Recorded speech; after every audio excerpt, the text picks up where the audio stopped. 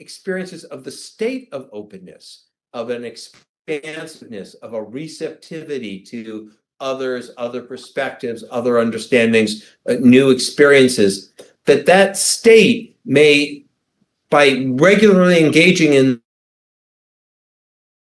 of openness. So how can we cultivate openness? So that's, I hope I persuaded you that openness is a quality that's important to cultivate. Now let's change gears and ask the question, how can we cultivate openness? And here, I'd like to tell you about a number of different projects that we've been involved in. One was known as the Plasticity Initiative, and I could give an entire lecture just on this project, but I'll just give you a brief description of it. There's a number of papers on my website that go into it in more. What this project entailed was a 6-week course, and this 6-week course involved 5 days a week for 5.5 hours a day. That was a multifaceted training program, and it involved a lot of the activities that I'm sure you're familiar with. So it involved, we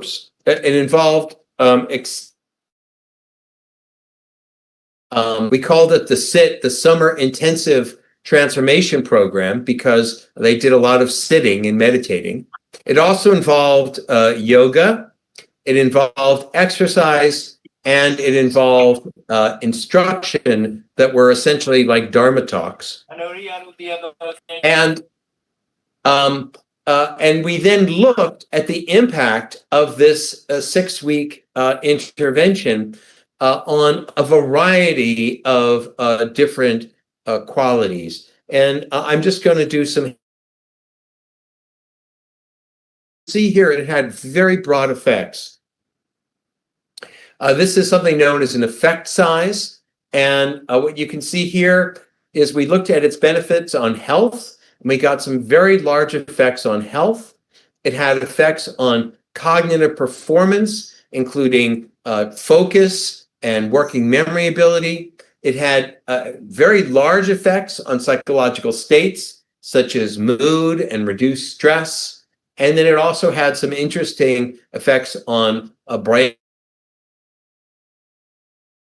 more connectivity to the insula and to regions associated with interoception, and less to something known as the default mode network, which is a region associated with mind wandering.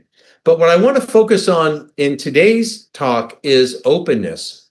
What you can see here is that following the intervention, there was a significant increase in people's openness to experience that was not observed in the control. So it seems that mindfulness,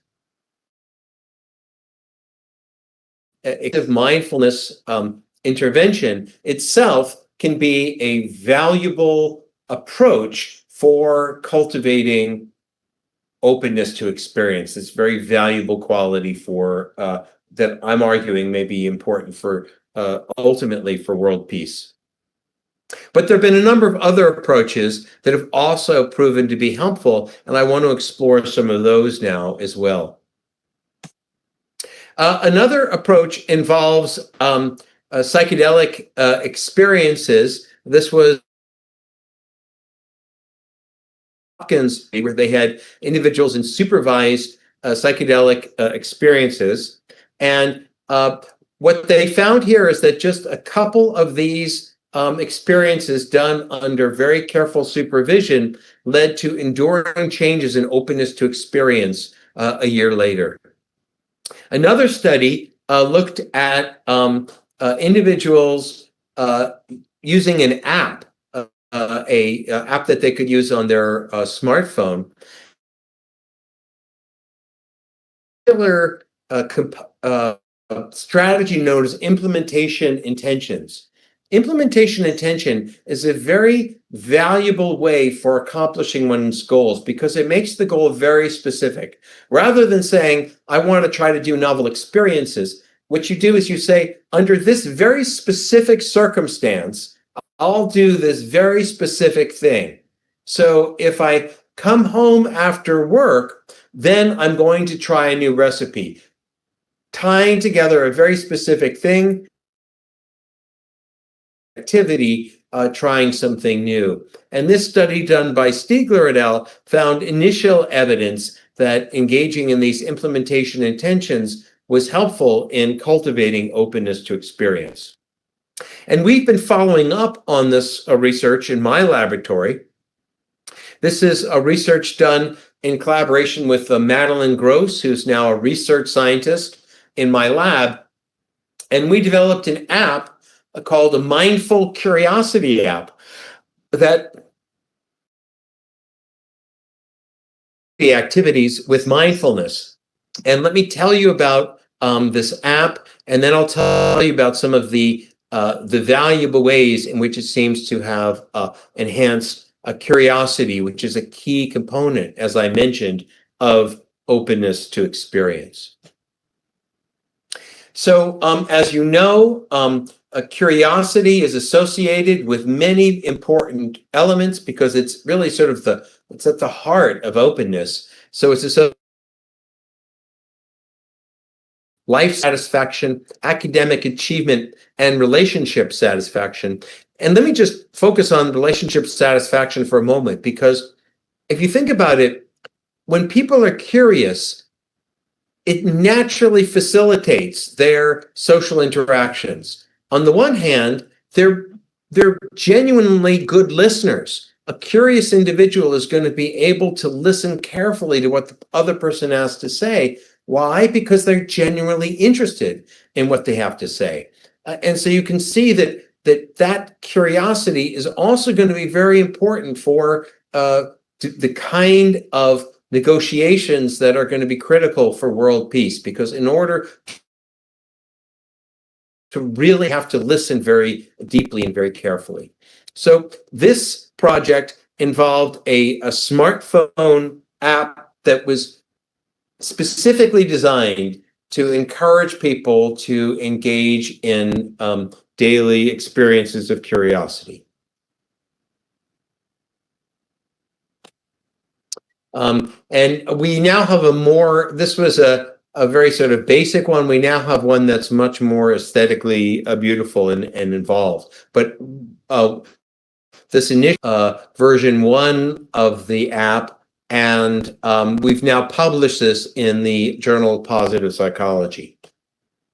So in addition to cultivating curiosity, we also cultivated a mindfulness, which is why I entitled this lecture Open Mindfulness, because the idea is that we're combining openness with mindfulness.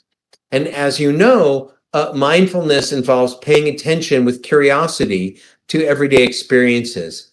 And so the idea of encouraging people curiosity and their mindfulness, that this might really produce sort of a super mixture of these two really important virtues.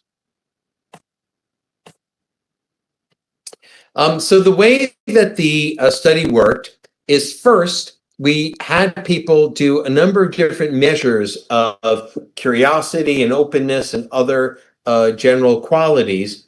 Then they were either assigned to the experimental condition, where they used the smartphone for 21 days, or they were given a wait list where they were told they're going to get to use this, but not for 21 days. Then in the experimental condition, we had two different sub-conditions.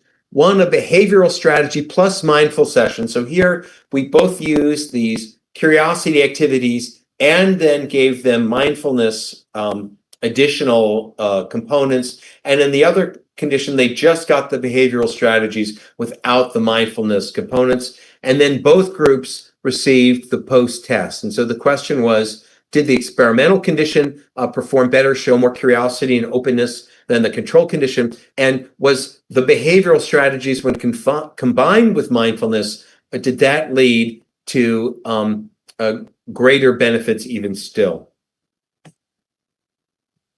So now let me try to show you a video. This was an introductory video that we showed to our participants to try to persuade them that engaging in curiosity and developing their curiosity is a quality worthy of pursuit. So here's the video. I hope it shows up well on your side. Curiosity is not just about Can you hear that? Finding interesting. Yes. It is also about making everyday things interesting, no matter how trivial or even boring they may be. The bulk of our lives is not spent skydiving, traveling to exciting places, partying with our friends. The vast majority of our lives is made up of relatively mundane occurrences: waking up, getting dressed, brushing our teeth, eating meals, driving in a car or riding a bike, working, going to the store, waiting in line, etc. Making the most of your life means turning every moment into an opportunity for meaning or wonder. In this program, we hope to help you accomplish just that. The power of curiosity to contribute to a fulfilling existence cannot be emphasized enough. Curiosity has been linked to happiness, health, creativity, satisfying intimate relationships, increased personal growth after traumatic experiences, and increased meaning in life. The takeaway: curiosity is a superpower we all have, if we decide to use it. But what about those of us who think of ourselves as standoffish by nature, who shrink back at the thought of taking up scuba diving or even a new route to work? A strong sense of curiosity is not a stable trait that you either have or don't. Psychologist Jonathan Schooler states, even if you don't think of yourself as naturally curious, it's helpful to remember that curiosity can be cultivated, just like any skill. And if you already are a curious person, your curiosity can be cultivated even more. We are all born with an abundance of curiosity, and this innate drive for exploration can be built upon. We simply need to find the best ways to harness it. Your brain has incredible transformational potential. By cultivating new habits, we can literally rewire our brain, and in so doing, take steps to becoming more of who we want to be. In this program, we're going to guide you on how to cultivate a sense of curiosity in everyday life. The program has two components: daily behavioral goals and mindful curiosity lessons, which will allow you to transform daily activities into moments of meaning, interest, or even pleasure. Throughout this program, you need to feel uncomfortable at times. By pushing yourself, you will grow more, and you will learn what you are capable of. We are excited to start you on this path. Let's get started.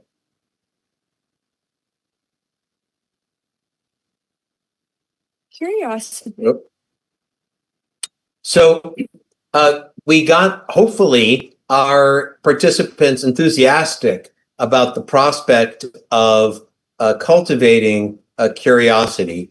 And then we had them develop various different goals that they could commit to over the course of the intervention. And so they could identify these goals, such as engaging in new movement, mind wandering, which involves thinking about things that they hadn't thought about before, engaging in connection. And so they were assigned to one of their 6 behavioral goals every other day. And then in addition to the goals that they generated for themselves, we also gave them daily challenges.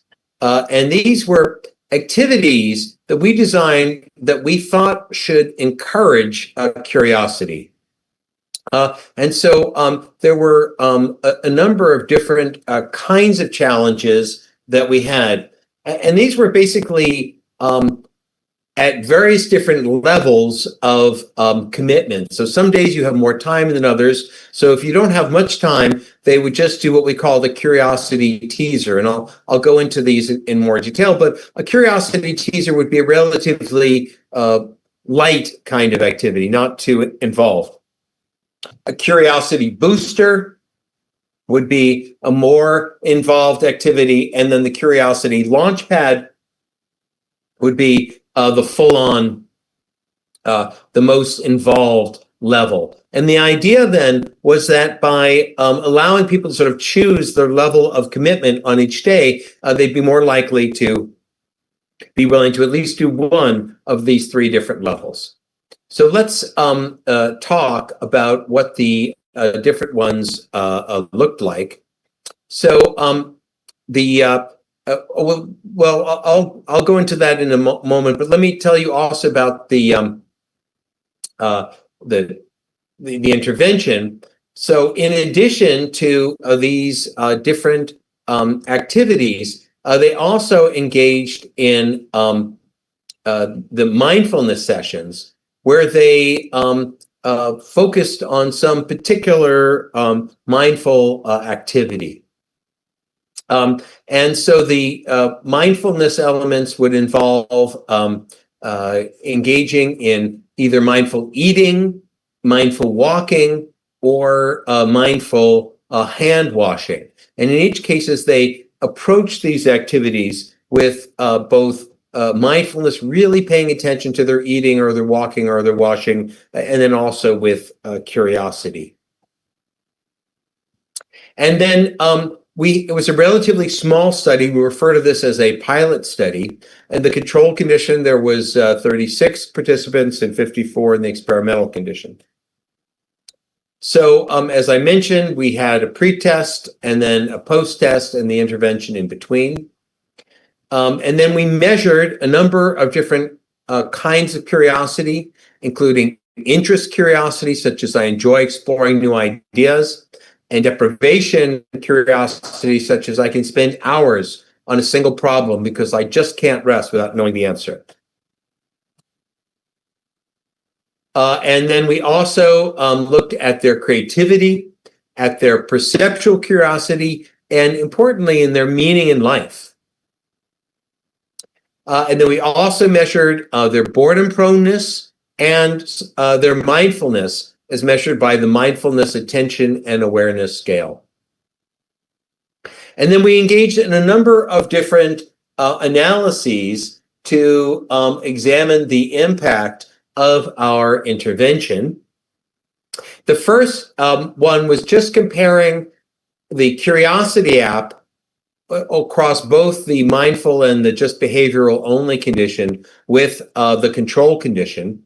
And here you can see that we increased interest curiosity and also perceptual interest curiosity and perceptual deprivation curiosity. So we increased a number of different aspects of curiosity. We also looked at the differences between with respect to mindfulness, and we got a nearly significant increase in that. A nearly significant increase in boredom proneness, and very significant increases in meaning in life and creative behavior. So this 3-week intervention was really affecting a number of things associated with openness to experience. We then compared the behavioral curiosity condition with the mindful condition to see whether or not mindfulness added additional elements to the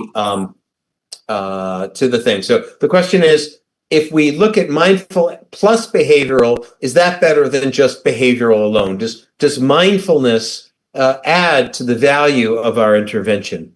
And what we found was that it really did. If we just look at the behavioral intervention, we see increases in just perceptual interest curiosity. But when we look at the mindfulness plus behavior condition, there we see interest also increases in interest curiosity, and then a number of other things, including let's see here, including mindfulness. Let's see, I'm not seeing it in this slide here. I think I may be missing a slide. But we also found increases in mindfulness and in meaning in life.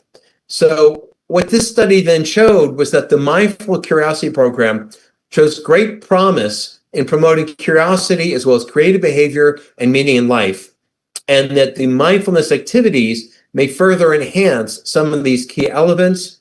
And this suggests that cultivating curiosity and mindfulness, what I'm referring to as open mindfulness, may be a really valuable thing for fostering human potential and for fostering many of the elements that I've argued already, ultimately may be valuable for fostering world peace. Let me tell you about another study now that looked at some of the micro interventions. So here we broke down our curiosity interventions into a number of very specific different kinds of ways of cultivating it, and then examined each one of these different interventions in terms of their ability to create what we're referring to as state openness, this expansive feeling. And to anticipate it, as you'll see, all of these interventions prove to be helpful. So the basic idea here is that if we can get people to experience a state of openness more routinely, that may then lead to changes in the trait of openness. That's the basic idea here. Curiosity, as I've already argued, is a key aspect of this state of openness. So can we enhance curiosity and by enhancing state openness, by giving people a 14-day intervention that focuses on just one of 4 different ways of fostering state openness? Well, what were the 4 different ways? We identified these 4 different things that I'll go into in more detail that we believe may be very valuable strategies for helping people to experience these states of openness. First, finding beauty in the everyday. Second, asking questions. Third, breaking routine. And fourth, perspective taking. So what's beauty? What are examples of finding beauty in the mundane? So we're encouraging people to do various activities such as the following. Pause what you're doing and take a few minutes to focus on your surroundings. Look for something beautiful or interesting, even if it seems ordinary at first glance. It doesn't need to be something inherently beautiful like a flower. It could be as simple as the way the light falls on the ground. Let your curiosity guide you. Set aside doubt and embrace the idea that something extraordinary is always hidden in the ordinary. Once you've found something, take a photo with your phone to capture that moment of discovery, then return to complete the survey. So this was one way that we fostered states of openness. Another way was question asking. Pause what you're doing and take a few minutes to inquire into the world around you. Ask questions inspired by your immediate surrounding or current situation. Don't settle for simple factual questions like, what time is it? What's for lunch? Instead, use this as an opportunity to engage your curiosity. For example, you might ask, how did this object end up here? What stories could this place tell if it could talk? How was that object made and how does it work? Try to ask questions that you were genuinely interested in knowing the answer to. Question that spark your curiosity or make you wonder. Let your curiosity guide you. Set aside doubt and embrace the idea that there's something to be discovered in every moment. Type at least 3 of your questions into the box below, then complete the rest of the survey. So this was another activity for fostering state openness that we encouraged them to do. The third one was breaking routine.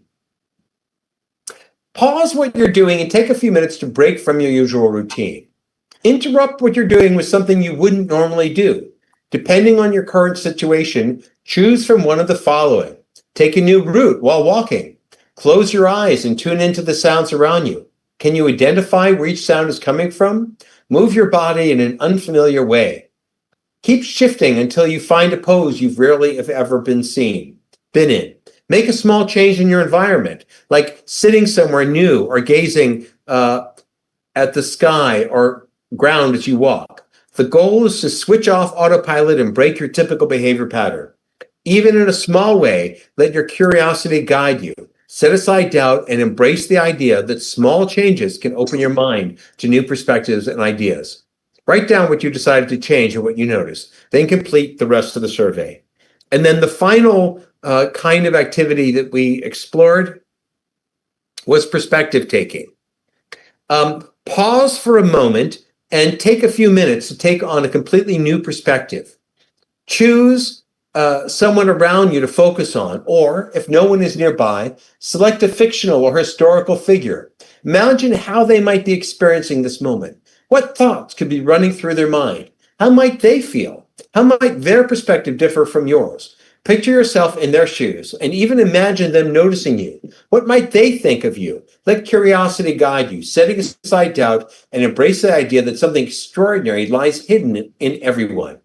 After completing this activity, write down whose perspective you took and what you discovered during the experience. So we're trying to make sure that they actually follow through in doing these activities.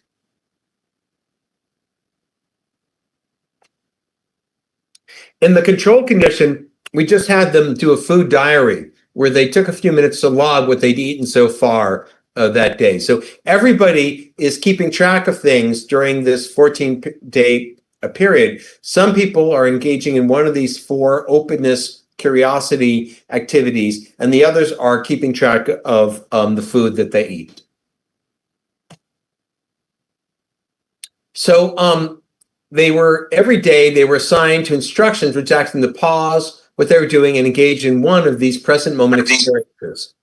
And then if they couldn't, they were prompted to do it at some other later time. At the end of every day, we measured their state openness, where we made them feel using adjectives such as intellectual, deep, artistic, imaginative. These are all the qualities associated with openness. And we also asked about their state curiosity. I currently feel like exploring new ideas. And then we measured both before and after of their curiosity, both their epistemic curiosity, which involves their interest in knowledge, and also the perceptual curiosity, their interest in being curious about perceptual experiences, quality of openness to experience that I've been talking about. So here you can see we measured their curiosity before engaging in this intervention. They then either did the intervention where they engaged in activities such as finding beauty in the mundane or asking questions, or they engaged in weightless control. So we had one important question, which is, do the curiosity microinterventions compared to the control lead to increased states of openness and curiosity? So are these experiences, such as finding beauty in the mundane, is that leading to a state of openness and curiosity? And then secondly, do these increased states of openness predict changes in curiosity? So if they're having more of these states of openness throughout the 2 weeks, does that then lead to a change in their personality of curiosity, which is a key aspect of openness? And the answer is yes. All of the micro-interventions resulted in increased states of openness to the openness. So they all led to people feeling more open relative to when they were in the control condition. But only beauty in the mundane and breaking routine led to increases in state interest curiosity. So actually, openness seemed to be a better measure than state interest curiosity. The second question, does this increased state of openness predict changes and increases in curiosity? And here we found that all the conditions had an indirect effect on trait and perceptual epistemic curiosity via state openness.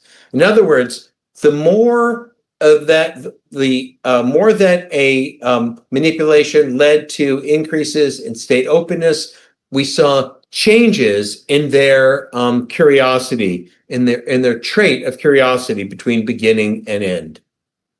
So what this study then indicates is that these interventions were able to increase states of openness, and that by increasing states of openness, they were able to lead to changes in curiosity, which is a key aspect of the trait of openness. So the basic takeaway here is by cultivating moments of state openness, we can lead to that critical thing that is so important for human flourishing and potentially for world peace, which is changes in the trait of openness. And the key qualities that seem to be very helpful here are looking for beauty in everyday places and asking questions, as well as the others.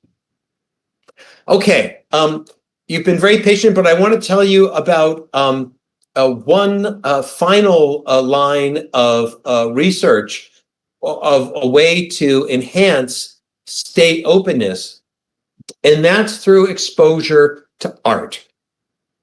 I know that art is very important to you, that you recognize the importance of artistic experiences, and we are increasingly finding that art may be a very valuable technique for enhancing openness and various different measures of it. So in this study, we compared the impact of individuals who were assigned to an art viewing condition to a control condition. So what was the art viewing condition? It was experimental artistic short films. These were critically acclaimed short films, animated short films, all of which were quite beautiful and also quite sort of intellectually challenging. And the reason why we chose artistic films is that they are multifaceted because they incorporate visual art, storytelling, and music.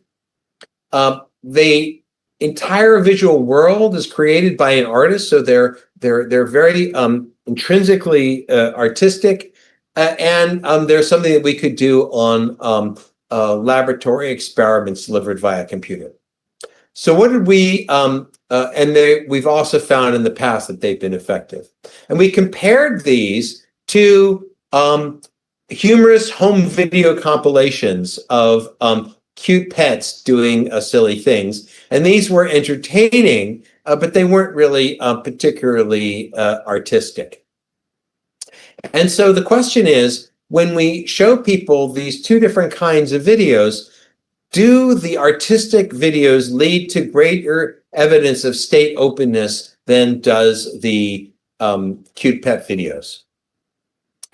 So we measured various personality measures, and then we exposed them either to the artistic short videos or the control video, and then we looked at their impact on a number of different aspects of openness. The first thing we looked at was curiosity. And here it's worthwhile to note that there are two different kinds of curiosity. I mentioned this once before, but I want to emphasize it again. There's interest curiosity, which is a general delight in learning new things. And then there's deprivation curiosity, which is the need to know, feeling that you just won't be comfortable until you get to the bottom of something. And so we showed people these, one or the other of these videos, and then we measured their state of both deprivation curiosity and also of general interest curiosity. So a measure of interest curiosity is, I currently feel like learning about subjects that are unfamiliar to me. And deprivation curiosity, I currently have a strong nagging sensation that I'm missing an important piece of information. So we also then had a behavioral measure of curiosity, where we gave people these interesting articles to read, and they then could continue to read the interesting article or choose another interesting article, or they could just engage in a word game. And the question was, after seeing these artistic films, do they report more states of curiosity, and are they more likely to pursue intellectual information to gain new understanding by reading these additional articles? And what we found here is that following the artistic films, they engaged in more information seeking than following the cute pet videos. And they also reported more general interest curiosity and more deprivation curiosity. So we found that these artistic films was enhancing multiple measures of this key aspect of openness, both state curiosity and also their actual behavioral curiosity. A second study looked at two additional aspects of openness: conceptual expansiveness and verbal creativity. And let me tell you a little bit about each one of these. Basically the same design as before. Categorical expansiveness or conceptual expansiveness involves showing people various different members of categories, such as this, and asking them, is a car a member? How much do you think a car is a member of the category vehicle? And almost everybody agrees that car is a member of the category vehicle, but people tend to be less in agreement about whether or not feet correspond as a member of the category vehicle. And so the question is, if they're more conceptually expansive, are they more likely to think that feet represent a vehicle? And then we also measured creativity, a key component of openness. We gave them 3 words, stamp, letter, send, and then they had to write a short story based on those 3 words. And the question was, did the artistic videos lead them to write more creative stories?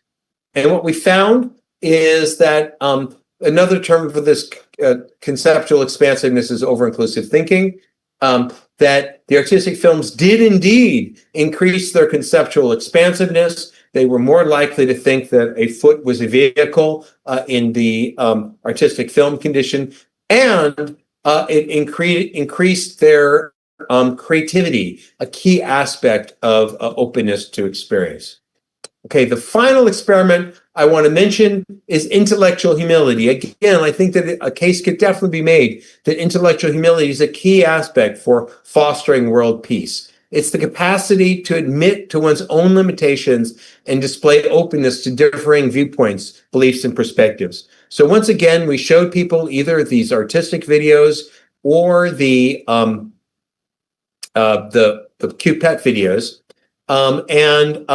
we then had 2 different measures of intellectual humility. A general report measure. This is questions such as, I'm willing to admit if I don't know something, a very important thing I think that we would like people to be prepared to endorse. And then we also had a behavioral measure that had not really been well validated in the past, in which we investigated whether or not individuals were willing to read views on controversial topics that were counter to their own. So if they didn't believe in gun control, were they open to reading about that? Unfortunately, this is not a well-validated measure, so we need to work on that.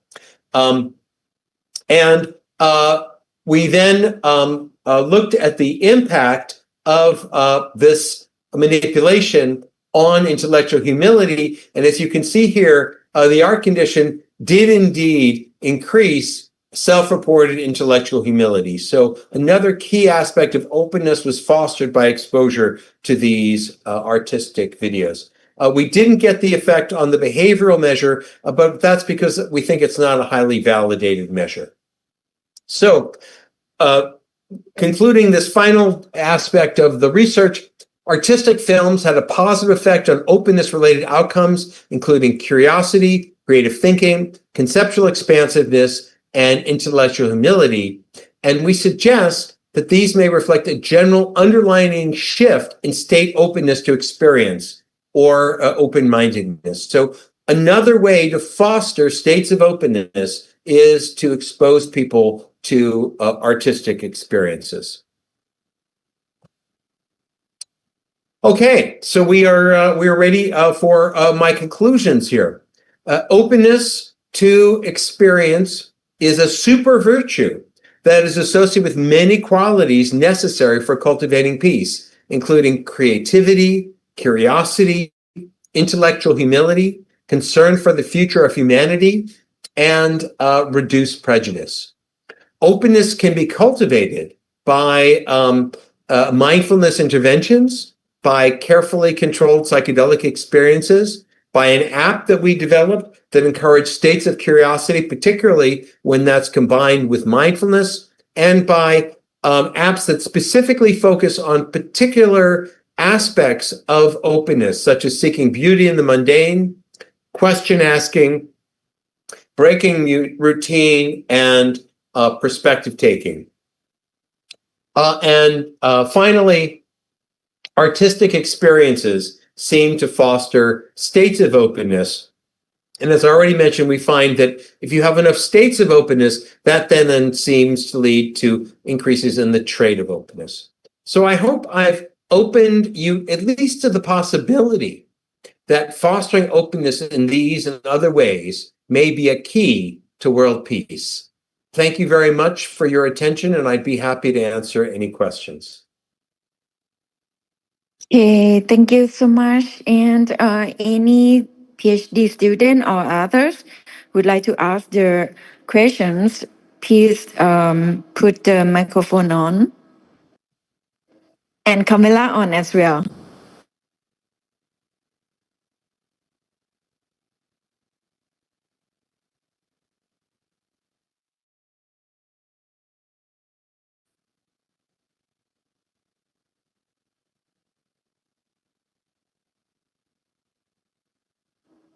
Okay, anyone would like to ask the questions?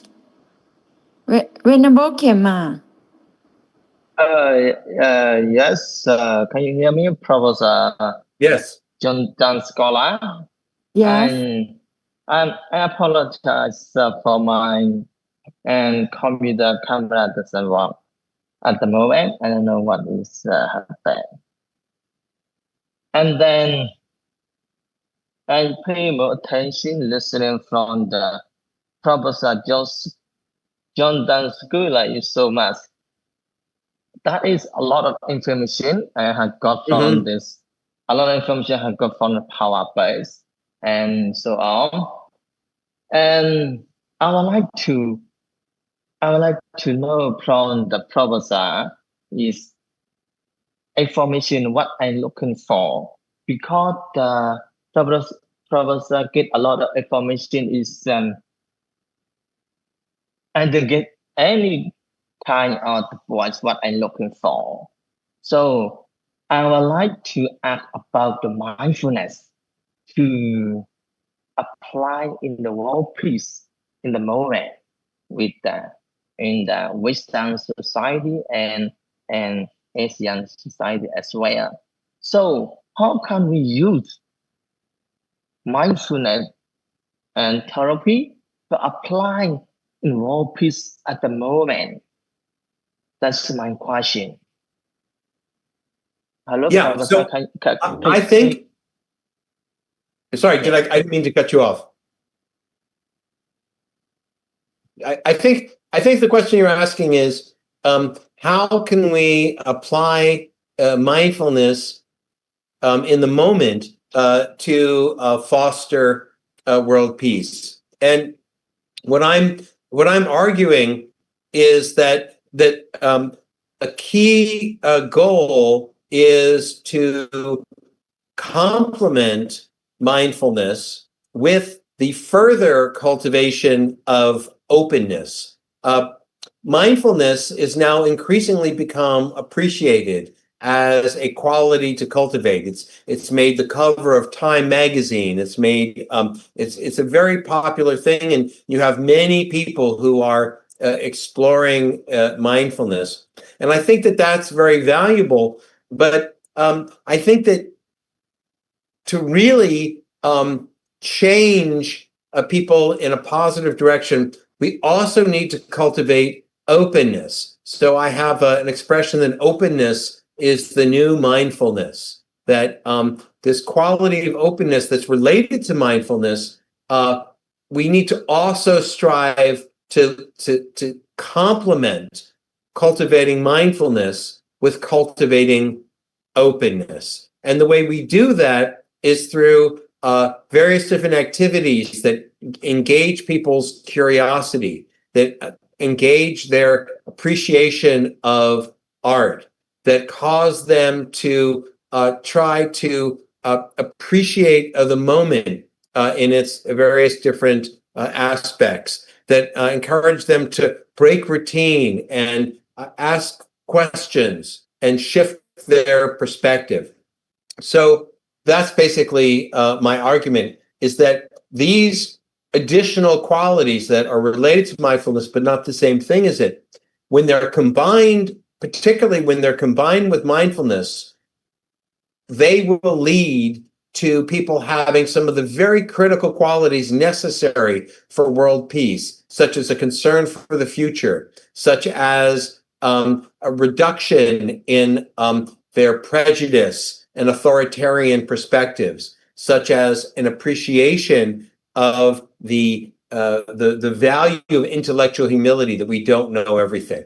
And I think that if the general population, and particularly leaders, were to engage in cultivating openness, that could contribute to world peace. Thank you, Professor. That is very interesting answer. Thank you so much. And can I move to another question? Hello, Professor. Can Yes, you allow me yeah. to? Yes. Thank you. Thank you so much. And I have read from your Wikipedia website about your background. All right. And then I saw one more and interested, and then before, about emotional. You talk about emotional. The people in the modern technology world, they have a lot of emotional to be develop something, to develop science, develop technology, something so like this. And the people is very strong emotion, and how can we cultivate them and inspire them to understand the nature of the human being, something like this? How can we explain that, Professor? Please. Yes, well, so I think a very important part of emotion is something that I've called meta-awareness, which is your ability to recognize what's going on in your experience at the moment. And I think routinely people lack meta-awareness of their emotions, or they just get it wrong. So you'll see people shouting, "I'm not angry," right? They aren't recognizing their very own emotions. And so I think that a really important part of learning to manage emotions and learning to understand emotions is to cultivate one's meta-awareness, mindfulness essentially, of their emotional states, and to recognize, and I think this is what people oftentimes don't appreciate. I think people don't appreciate how often they don't notice what emotion they're experiencing. They don't appreciate that their mind can their mind can continue to think really negative thoughts, and they aren't even noticing that they're doing that. So by cultivating our meta-awareness of our emotions, I think that is a really important capacity for enabling us to manage them more carefully. And I think that when people recognize how their emotions are driving them to act in irrational ways or in ways that, upon reflection, they might not really think are wise. That can help them to behave with greater discernment, and that's the type of thing that ultimately may contribute to world peace also. Thank you so much, Professor. I appreciate your answer. Thank you. Thanks so much. And anyone have any questions?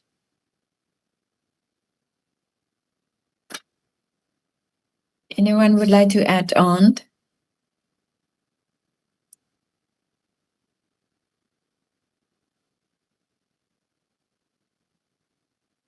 Okay, I would like to ask opinion from some PhD student. Venerable Thaymatiri, do you have any opinion or what is your feeling after attending this class? Thank you so much for let me speak. I think the Professor Jonathan idea is a true subject. Openness can from mindfulness. I think before we practice mindfulness, our mind can control emotion and peaceful. We feel peaceful and we talk. We have virtue in Pali or Sila, and we practice mindfulness well, and we become, for example, the first level of a noble person, stream intellect, Sotapanna we call Sotapanna. This level do not speak lie. They speak reality. If I see, yes, see. If I didn't see, I don't know see. It's became openness. But I want to apologize. My speaking is very low in English speaking. Okay, thank you very much for speaking. Yeah, you know, there are particular mindfulness meditations that I think may especially cultivate openness. So, for example, in particular, the open monitoring meditation, where one simply uses whatever happens as the anchor for meditation. I think that may be especially helpful. And then also loving kindness or metta meditation, where one experiences compassion for others. And that's very much a heart-opening type of meditation. So I think that there are really some very powerful connections between the contemplative practices that have been developed and this quality of openness, and that's something we're very excited to continue to explore. Thank you, sir. Okay, I would like to listen to other opinions of the PhD and also MA student. Okay, Venerable So, can you make more comment? Do you want to add more? Can you open the microphone? Ajahn, you mean me? Yes. I also listen. I'm trying to think about it's like openness and mindfulness. We will start practice mindfulness first, or by opening mind first. Or if we, mindfulness doesn't mean that we practice mindfulness first and we open the mind first. Or sometimes thinking about this, because different practice mindfulness, and sometimes we block our mind. We don't want to practice this kinds of method. Sometimes different religions, different teachers. This I try to think about this one. Maybe we have to open our mind first, and to practice in order to be the mindfulness. Yeah. Okay. Thank you. I'm just thinking. Yeah, thank you. You actually raised two interesting questions, ideas here.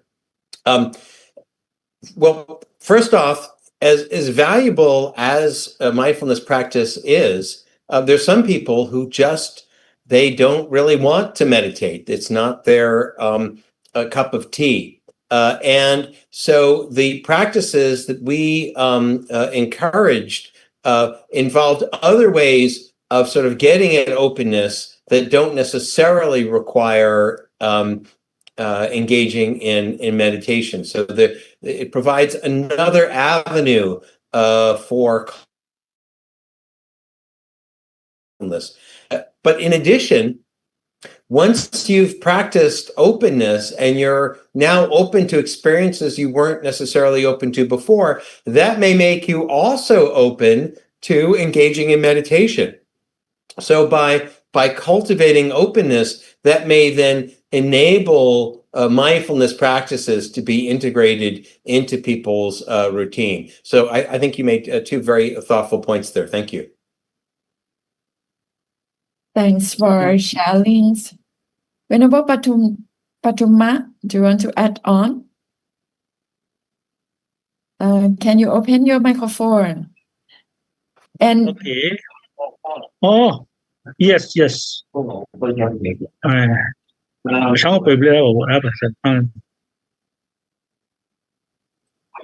morning, Professor, and all of teacher friends. I'm really happy today to learning the cultivation of mindfulness from your teaching. So I want to know the practical way, what I'm interested from your lecture, that how do you cultivate when you have had stress? For instance, when you have had too much greedy or too much delusion. On this hand, how do you, the most cultivation matters? So please, Professor. Yeah, sorry, I didn't have, when you have too much, I didn't hear what the word was. Greed? Was that it? And the anxiety. When do you have too much anxiety? Yeah. Well, as I mentioned before, the five major personality dimensions, one of them is neuroticism, right? And so that is a major dimension on which people vary. Is that when people are anxious, and this is not even just people, even animals, they're not exploratory. So if you are stressed, that's going to cause you to sort of hide and be protective. And so in order to cultivate openness, you need to address the anxiety and the stress, because if you're too anxious, if you're too stressed, then you won't be able to be interested in being exploratory. And so I think that very much this is a situation in which engaging in contemplative practices first may be helpful for then making you available to openness. So by engaging in contemplative practices, we know that meditation can help to reduce anxiety. And by reducing anxiety through the mindfulness practice, that then can make people more open to engaging in the openness practices. So I think your point is very well taken. If people are very anxious and stressed, they're not going to be interested in being exploratory, and they're not going to be curious. So you need to first address that anxiety through techniques of meditation or other strategies, relaxation, to help them feel less stressed, and then they'll be more open to engaging in openness. Thank you for your question. Thank you. Can I discuss a little bit? Okay. Hello, can you hear? go ahead. Yes. Yeah. Okay. Think I got the about the mindfulness and openness. I think mindfulness is a kind of the resource. Resource from the mindfulness. We practice the mindfulness, and we are able to open our mind. In terms of what, discussing about peace building, peacemaking is a kind of peacekeeping. Why? Because sometimes we just only talk about we have to practice mindfulness for the some development, kinds of like a peace building or so on. So I think mindfulness means those who practice mindfulness, maybe if the mind are stable, they can open the mind. Otherwise, if the mind why to open the mind? Because mindfulness can observe. We have to see ourselves by a kinds of negative feeling and negative emotion. The emotion to be a positive emotion or feeling, we are able to open our mind to discuss about like the peace. Why? Because peace means different point. We are going to start about like a peace building or maybe peacekeeping. Sometimes even we have peace among one another. If we can't open our mind, we can't select a peace keeping. Yeah. Thank you, Professor. Yeah. Thank you for bringing this back to the topic of peacekeeping. I think that what we're seeing right now in America is sort of the opposite, where our president is cultivating fear and stress, and by painting this very fearful situation, it's actually working against the cultivation of peace. And so rather than cultivating fear, what we should be doing is cultivating equanimity, cultivating a capacity to feel mindful and open-hearted. And that's going to be a much more successful mental state for then bringing in these various other openness-inducing strategies that I've been encouraging. I also think that there's a real possibility of creating open mindfulness retreats for leaders and for corporate executives and for people who have a significant influence. And that if we could introduce these experiences to these people, these important influencers, that can then spread. They'll integrate that into their policies and try to spread that wisdom down and encourage that at lower levels. So I think it's really important. It's important to get the populace to engage in these activities, but it's really important to find opportunities to get leaders to engage in these activities. Okay. I Thank think you, Professor. Thank you. Thanks so much. I think your topic is very interesting and lots of people join and also keep asking the questions. Okay, may I invite debater? Where are you now? Yeah. Nepal. Okay. Okay. Go ahead with your questions. First of all, thank you so much, Professor, for a very good presentation. And also, I would like to thank you, Meche Achan, for making today's session, organizing it. What I find your topic, your presentation, so important and so powerful, because what personally I believe, and at the same time, I think it is very much in line with our course, Innovative Mindfulness and Peace, World Peace. what I personally believe is that Buddha's teaching of mindfulness has already all the potentials for personal peace and for bringing peace out here, for world peace too. But at today's time, what we need is ways, means, and different methods. How can we bring the potential which Buddha's teaching of mindfulness already has to bring out to the world? Because today's world has so many, issues and challenges. So how can we be effective? Because it is the potential already there. And your presentation shows a very clear path, gives a very practical tools and means how we can bring mindfulness to solve the problem of the world. And openness is so important aspect for we being effective in making world peace. And I believe that when we practice mindfulness in real way, openness naturally happens, naturally come. What we need is our intention, our focus, and going out to the world and bringing the benefit of mindfulness for world peace. Thank you so much.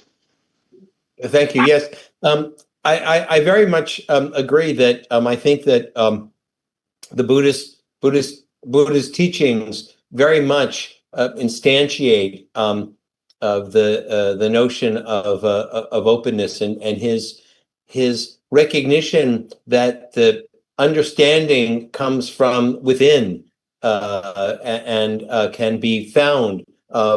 Anyone can find it through their own first-person experience, and the challenge, I think, is to give people alternative ways of coming to that understanding. And for sure, meditation is a very powerful approach for that. But not everybody is prepared to engage in meditation. And so the various different strategies of curiosity and engaging in wonder that I'm proposing, I think, are complementary ways of helping people to discover some of the internal wisdom that the Buddha helped us to appreciate are available to us.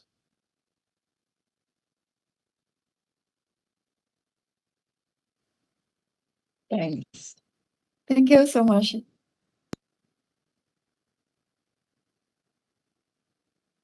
Yes. Where are you now?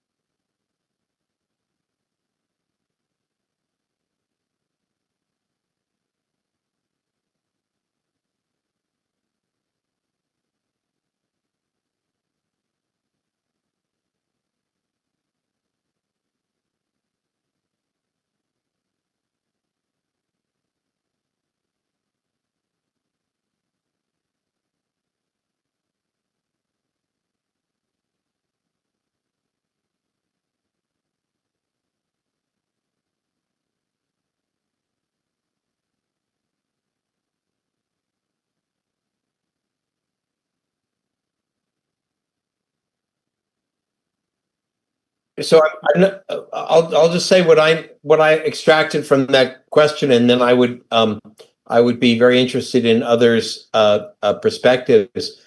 I think that curiosity is in many ways a term that captures some of the key aspects of mindfulness as it's originally been conceived, because curiosity involves a receptivity to whatever is happening, and a desire to apprehend it in its fullest quality. And I think, though, that in Western culture, people have an appreciation of the value of curiosity, where they may not appreciate openness. So in some ways, it's a alternative expression of a very similar sentiment, but it's one that in the approach that I've been talking about can be cultivated in ways besides through just a meditation, although that's one valuable approach. So this is sort of the approach that I'm suggesting is a way to acquire some of the qualities of mindfulness in ways beyond simply focusing on contemplative practice. Did I see something in the text, in the chat? Yes.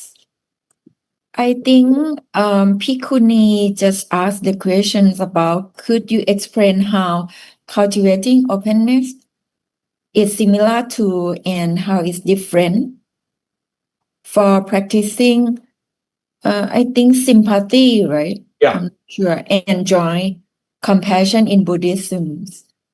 I would say that in the same way that we talked about a number of different ways of fostering openness, so seeking beauty in the mundane, question asking, breaking routine, perspective taking, engaging in sympathetic joy and compassion is yet another technique for cultivating openness. So basically, the idea is that there's a whole toolbox of different techniques. Engaging in open monitoring is another one. A whole toolbox of different techniques for fostering openness. And sympathetic joy and compassion is an outstanding one, but these are some other ones as well that can complement that approach. Thanks. Thanks so much. And who else would like to add more? I saw Prabhadin Desha, you open the camera. Do you want to ask the questions? No. Okay. Okay. Anya, do you want to add on? Or Kun Putika? May I? Yeah. Yes. May I And ask a question? Where Yes, are you thank now? Where are you now? I'm in Hungary. It's quite early now, 5 a.m., so it's extremely early time. So, but first of all, I would like to thank you for your presentation, Mr. Jonathan Schooler. It was extremely, incredibly thought-provoking, and it gave me a deep impression. So I think the mindfulness is a direct way to inner peace as well. I think so, and the word peace is from this point of view the indirect way. So I'm a psychologist as well. So, and I use this method in my practice, and from my professional point of view, the practice of being present, the mindfulness significantly reduced the anxiety and have to find sense of calm and in the daily life of my clients. So and I'm curious for what you referred to at the beginning of your presentation, the mindfulness training, whether how did the participants of this research lives changed after the research? Was there any follow-up research? So we've done a number of additional studies that have looked at the relatively short-term consequences. So what you're absolutely right. We have not done long-term follow-ups, but we did. And if you go to my website and if you look for papers by the Mrazeks, Mrazek, you'll see a number of studies. And in one of the other studies, we looked specifically at the impact of this on emotional regulation. And what we found was that the individuals who had participated in this 6-week training, they showed reduced anxiety and increased emotional regulation. They gave talks. We had them give a stressful talk where they had to do a public speaking talk, and their talks were better following the training. They were rated as appearing less anxious, and they actually showed a reduced cortisol following the training. So as you have mentioned, we did indeed find that this training, this 6-week training, led to a quality of inner peace where they were able to handle stressful situations in a calmer and less stressed way.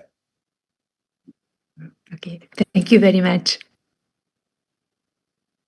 Yeah, thanks for keep asking. Anyone else? Kun Pete, do you want to add on the questions? Yeah, thank you, Ms. Norman, and good morning all, and Professor too, sir. My name is Pete, and I here in Bangkok, Thailand, and I just want to mention something about my actual past experience that I had.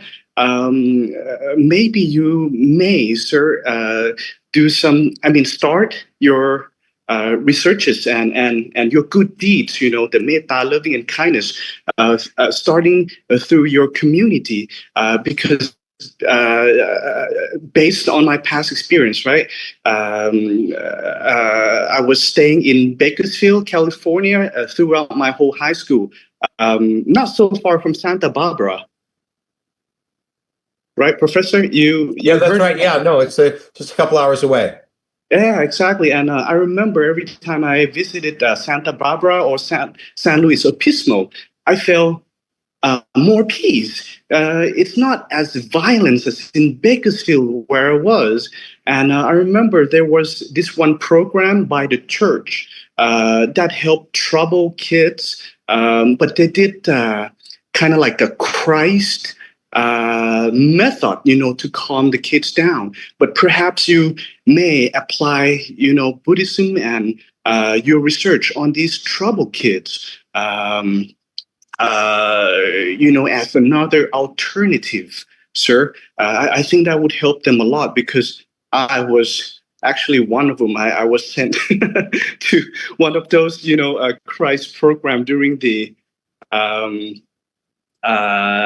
summer, because I was among many, bad friends who were like troubled kids, because they weren't loved by their parents, and they have no mindfulness. Their minds, including me, was scattering around, through all of these sins like girls, drugs, stealing, and all of those things. And I think you, with your research, sir, you can help the newer generation of California to not to be so aggressive and violent.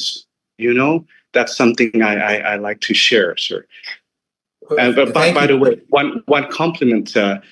Santa Barbara and San Luis Obispo was one of the nicest cities that I visited when I was staying in California. Yeah, Never been back since 2000. I'm very grateful to live here, Pete, and I'm very happy that it sounds like you were able to get past that troubled period in your own life and to find a positive direction. I very much agree that bringing mindfulness to today's youth is a very important a goal. And in fact, I could have given a whole different talk on that topic because we have an app that we've introduced into high schools around the United States called Finding Focus, and you can find it on the App Store. And we have a number of papers on my website that talk about it, which introduce high school students to the very basic principles of mindfulness and encourage them to engage in meditation practices. But we use what we call daily beats. So we use music of their liking, so they get to choose their musical genre, and then they anchor their attention to the particular kind of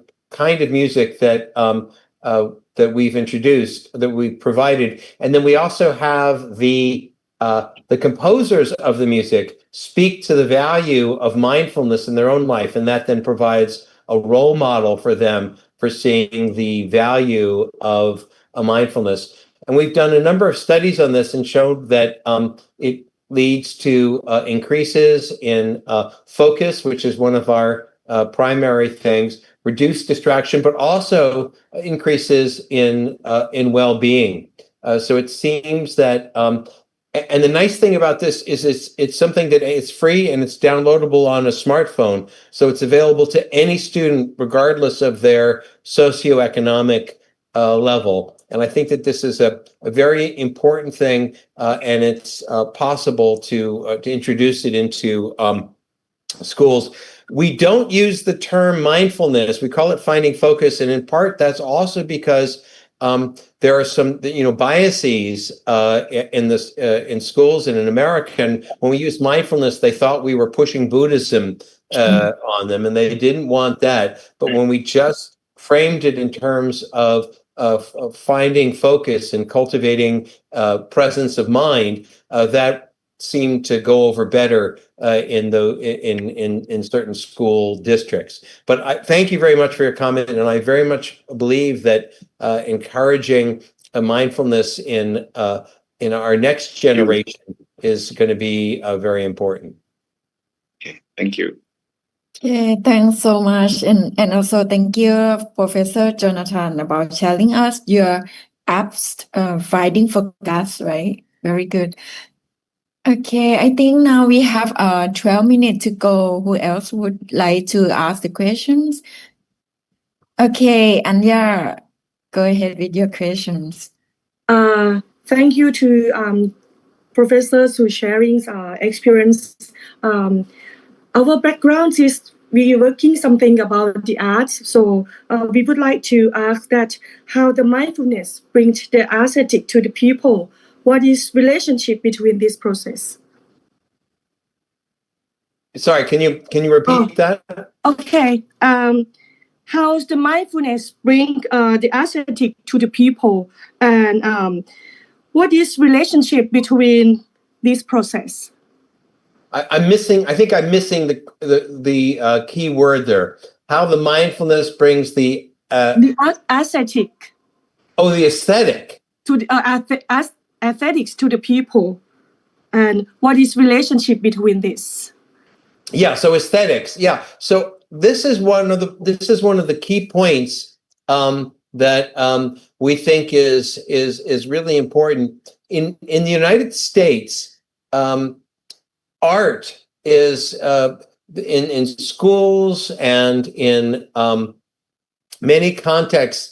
You know, what's the purpose of art? What is the value of art? It's not appreciated, and we feel that that's a huge oversight. I mean, if you look at the history of humanity and in all different cultures, art has played a very, very important role, and we feel that it's a very valuable element that needs to be cultivated as opposed to dismissed.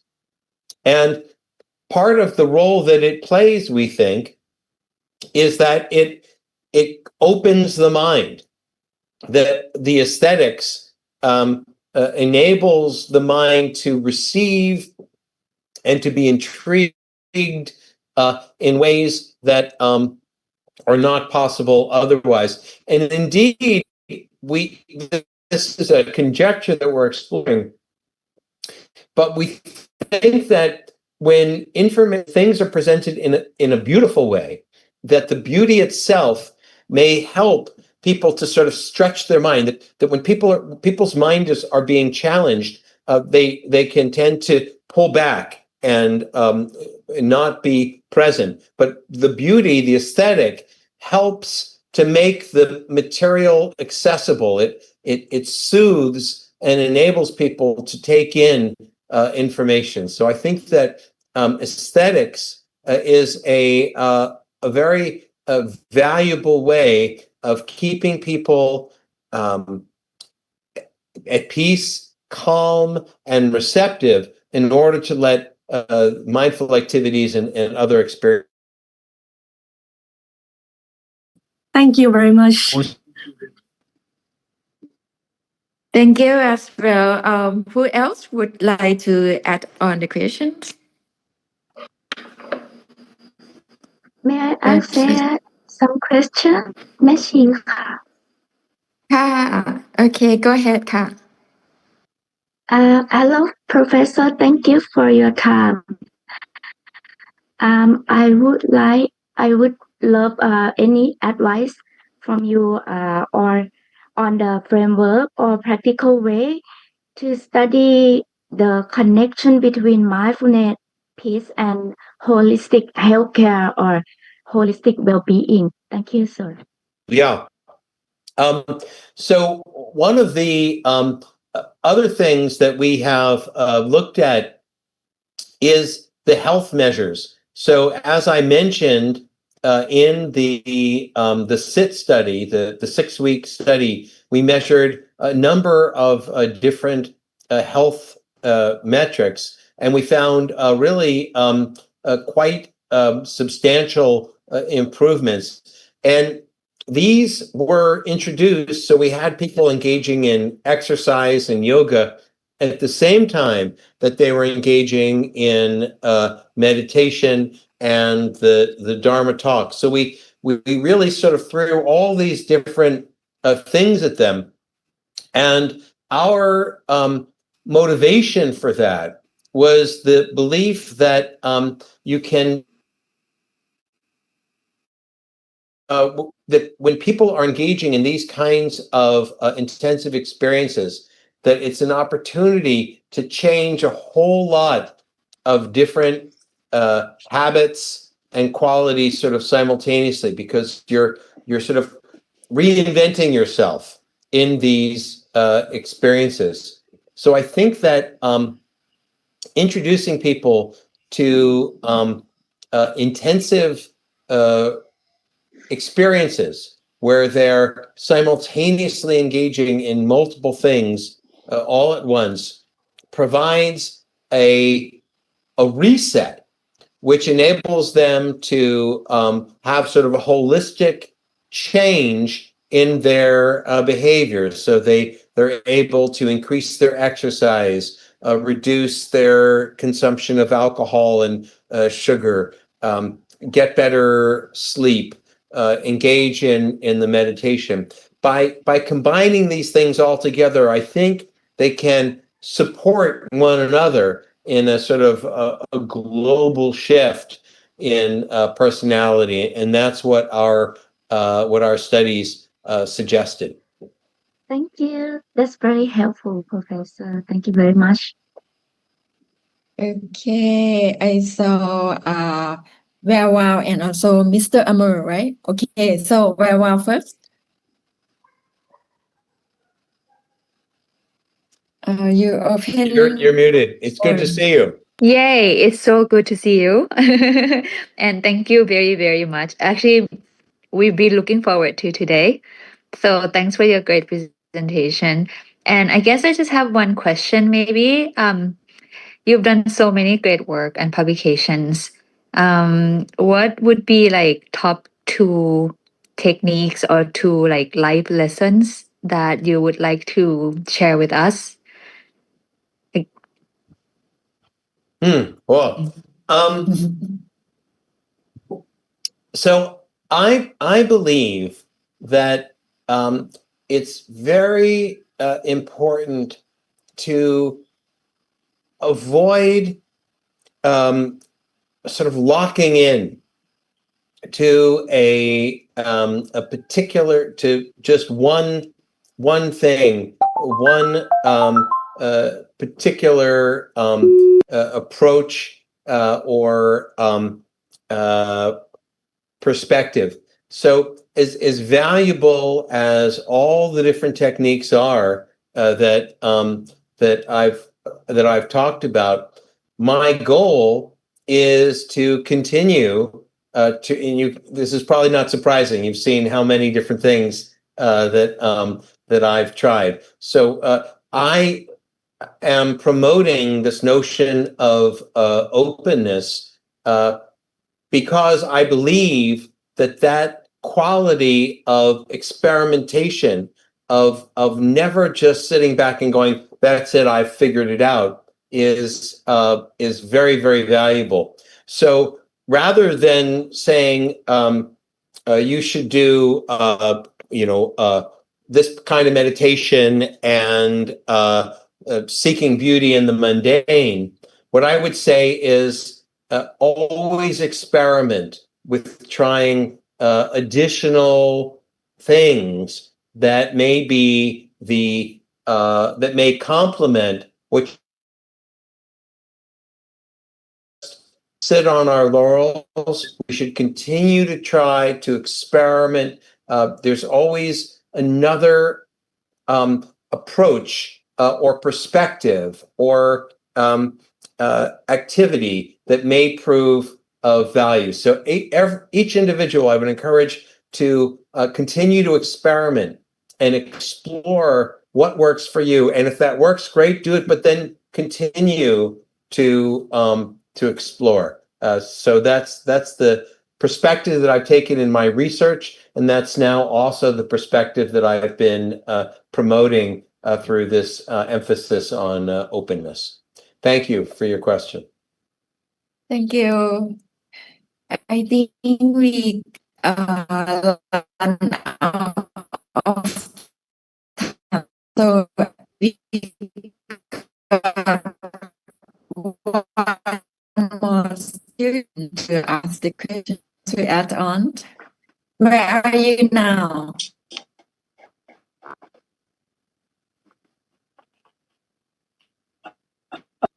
I'm somewhere. I don't know if you can you hear me right? Is it okay now? Okay. I think your internet is not good, right? You're in the mountain, right? You hear me right? You could text your question? Yeah. Maybe you can text the I question. do have channel. No, I just okay. I'm gonna video. Maybe that will work better. Yeah. Okay. Is that working?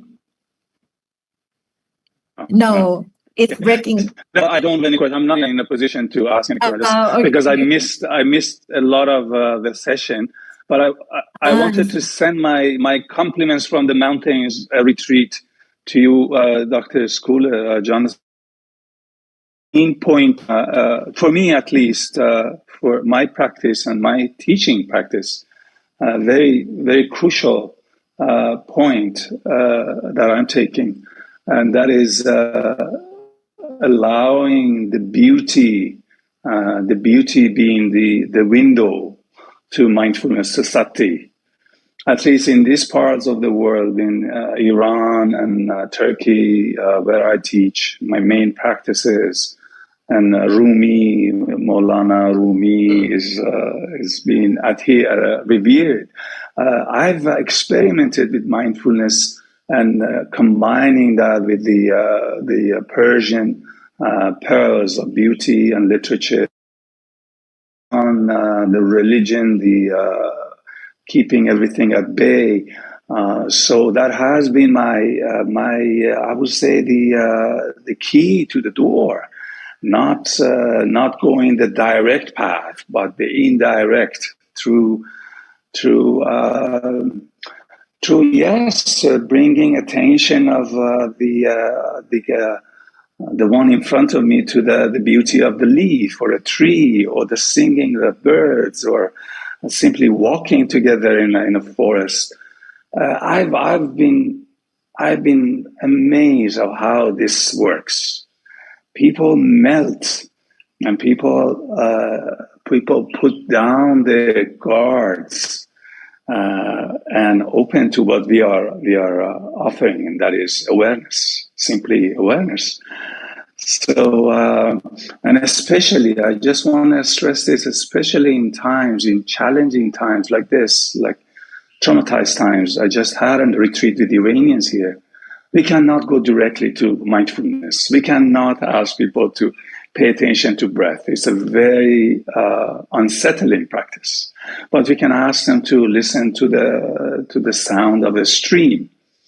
And that is really trauma-informed mindfulness, I would say, when we focus on curiosity, on beauty. And I'm so sorry I missed your presentation, but I think I'll I got the gems of it, and I wanted to offer you a deep bow from here. Thank you. Yes, again, I think that the beauty and aesthetics and nature play a very important role. Indeed, another quality of openness that I didn't mention is an appreciation of nature. There's a very tight relationship between appreciation of nature and openness. And in fact, some of our future research, we want to look at that relationship. There's also very powerful research suggesting that just being in nature is very valuable in terms of leading to increased creativity, and which is also a measure also associated with openness, as well as well-being in really sort of remarkable ways. So I very much appreciate recognizing that sometimes just the simple sitting on the mat is not going to work, but related techniques such as appreciating nature, appreciating the beauty in the context in which one finds themselves can be very powerful. I want to also respond to the other question is between openness and consciousness. And consciousness is a big area of interest for me. And in scientific circles, researchers on consciousness have not been sufficiently open to the alternative ways in which consciousness may be manifest in the world. They assume that consciousness is a product of the brain, and that maybe only humans and some animals are conscious. And I think there isn't sufficient openness in the scientific community for the range of ways in which consciousness may manifest in the world. And I've explored the possibility that consciousness may be a fundamental aspect of reality, and that there may be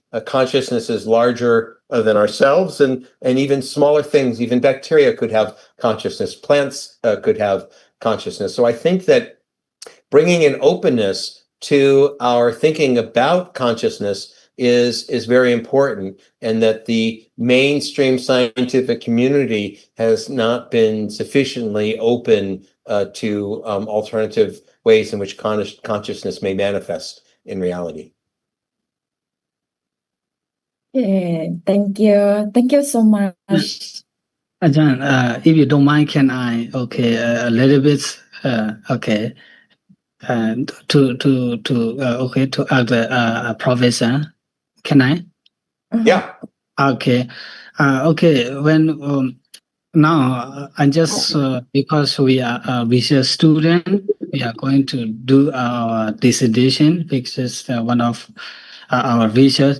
So I try to think about because some of the topic that are in my mind when we do the research.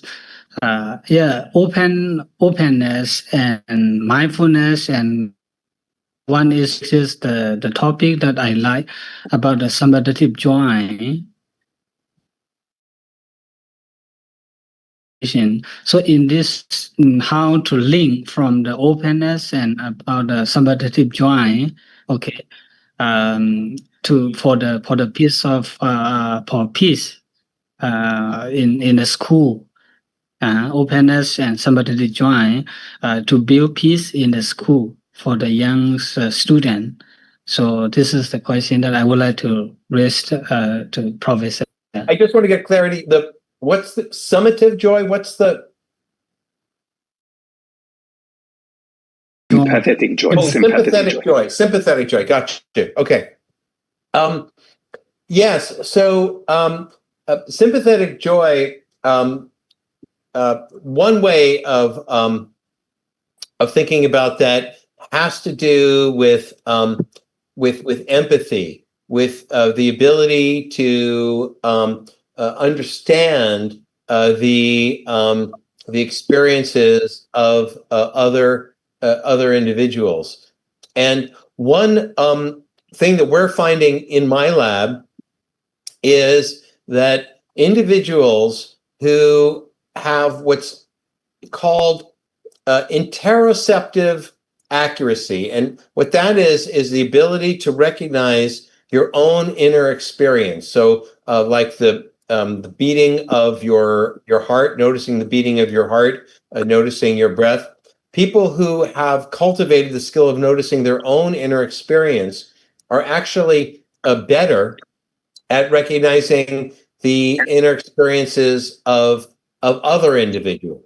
So there seems to be this relationship between mindfulness, between coming to understand your own internal experience and your ability to sympathize and experience another individual quality. And so I think that capacity of cultivating one's own awareness of themselves may be sort of a key to then fostering the ability to recognizing that in other people, and when you're going to be open to cultivating it in others as well. Thank you. But the area means in the school. In the school. Why? Because by sympathetic joy, by cultivating this quality, for those mean or what we like or what we dislike. For what we like mean we can do that. We can cultivate and we can share our joyfulness for them. But for those who we dislike, a kind of very difficult to open our mind and to. And even if they have success, I see. Yes, that's a really really important point, and that's also where the idea of openness, the fact that openness is associated with less prejudice and more intellectual humility. What that means is that people are more receptive to people who are different from themselves, who maybe they don't see eye to eye. They don't see this the same way, but they still are interested in those individuals. And so I think through cultivating openness, that can then enable you to be appreciative of the well-being of people, even if they're the people that you don't necessarily, they're not your favorite people. You still are concerned about them. And I think also just in general, as we begin to see ourselves as connected to the larger population and not just thinking about me, or my group, that then can be a way of being more receptive to encouraging the well-being of people who are different from oneself. And I think this is a very important thing that students need to cultivate. Okay, thank you very much, Professor. Yeah, I get the point. Yeah, thank you all for today, and also you can search into our current PhD project. He also do about the high school opening mindfulness that have a appreciation session between the teacher and the student, and then the student are about to ask for leave out the school. But after that, to quit the school because they very, very naughty. And after they end the session opening mindfulness, they became more good student and continue the program. Yes, you can look to the PhD student. He just graduated this year.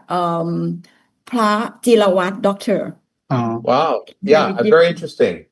I can share with you. Yeah, thank you. I also would like to be a good student. I have to do that. We can do the open mindfulness. Okay, I think for today it's very, very valuable sessions that your wisdom, Professor Jonathan, from your long experience and share with our students. And in my opinion, for open important, especially if you're thinking about the Buddha five hindrance. Part of that is the curiosity or skeptical, and you can overcome five hindrance. You can go to reach the real goal, which is the nirvana. So you can reach the non-self. If you have non-self, you can reach the open mindfulness very quick. And I think it's very good strategy to share with us today. I would like to thank you, Professor Jonathan, for your valuable times.